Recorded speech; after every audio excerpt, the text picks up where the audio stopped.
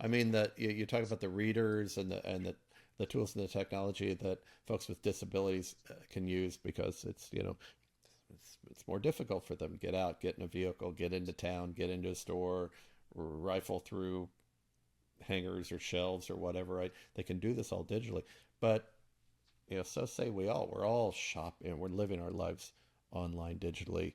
So that's a great point. There's sort of like there's the disabled community. There's those kind of the allies of the disabled community, but everyone is living in this more digital realm now. So you're turning the gain up for all of your business. That makes a lot of Yes. sense.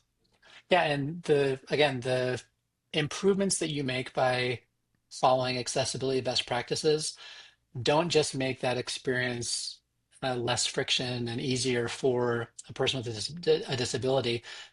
Everyone else often who's using it does as well. So, an example would be if you're going through your site and thinking, all right, we could have people with cognitive disabilities who are trying to access our content. So, is it as simple as possible? Are we Mm, as clear and as straightforward as possible? Are we using too many acronyms that, again, confuse it? If you message your site to focus on simplicity, to focus on really getting the core messages across, that's not just helping that person with a cognitive disability. Everyone else who comes in who's rushed, who's just trying to quickly get the information right, that benefits the entire user base. So that's something I think people are surprised and happy to see, as well as that focus on accessibility actually, the rising tide lifts all boats yeah, principle. They see that those best practices really have an impact across their entire user base. yeah. That you've done a great job for us, kind of giving us the buckets of ways to think about this and ideas of how to get started. Uh, our our Leadtail audience are practitioners and leaders, right? So it would also be great to hear maybe a success story or two of where you see a very typical sort of on the ground, because we've talked about, well, get the lay of the land and remember alt text and be specific, be simple. Many of these things are good advice for marketing messaging, period, right? Be Right. clear, be concise. um, but what are a couple of typical wins that you see for organizations in the first, in the opening months of really getting serious about addressing accessibility?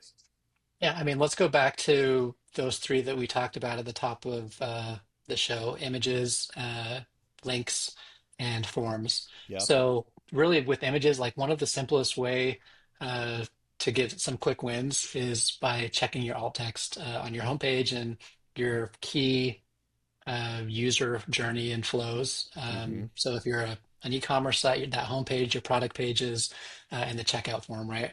And again, imagining that a screen reader is going to be reading that alt text. So the key really with your images is make them as descriptive and short as possible. So that yellow t-shirt example I gave earlier, right? Instead of just saying t-shirt, you want to give the description that helps somebody who's not visually seeing that shirt have enough of an understanding to say, okay, that's something, right, that I would want to wear. So descriptive and short.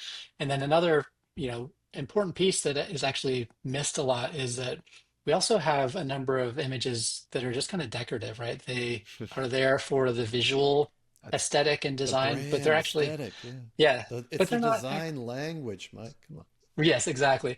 And hey, it's great. It does look good, but if you are a blind person who's using a screen reader, that brand aesthetic actually gets in your way. So you actually want to mark the unimportant images as decorative, and then the screen reader will skip over those and really only give Okay. the key image content to that screen reader. And so that's another uh, thing that's actually super helpful, because somebody might say, oh, I need to go in and be very descriptive on all these, but there could be half of the images on the page that actually aren't critical.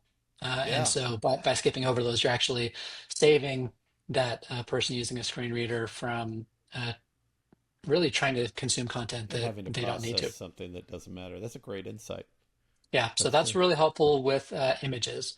And again, links, kind of mentioned this when we were talking about it, but it's really, again, just that level of specificity so that in looking at that link and reading the description behind it on a screen reader, click here, learn more, super unhelpful. Like if you're visually looking at it, you can generally get the context of where it's going. But again, a person using a screen reader doesn't have that visual context. So instead of saying learn more, you would just say something simply like download our accessibility checklist.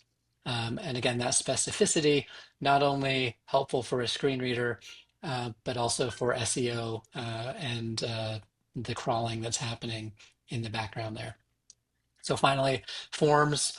And again, this is where the business happens, and that's where people are signing up Yeah. for something, they're buying something, they're contacting you. So if your forms are inaccessible, I think you can safely say you're losing customers. So the key is I'd say pretty simple, that every form field needs a label. So don't rely on that, again, that placeholder text that can disappear when you start typing. Sometimes when there's errors on the form, right, with like a date or the format of a name, sometimes you'll just get an error message. But again, for a screen reader, they don't know what was wrong or what they need to do correctly. So like an error message that might pop up needs to not just say error or invalid, try again, but it needs to say like, please enter your email in the format name at Yeah. example.com. And then finally, of course, can that form Example. be used simply by tabbing through with a keyboard, or does somebody actually have to have a mouse? Because if they have to have a mouse, then somebody with a mobility is not going to be able to easily do that. So those are a few, pretty specific best practices that, Yeah. again, if you are able to implement those as you're building your pages, as you're building your site, that's going to help so much of your experience and so much of your accessibility, and especially in the forms and the checkout processes, where the money literally meets the road, so to speak. Right. That Right. that's where you're having big impact.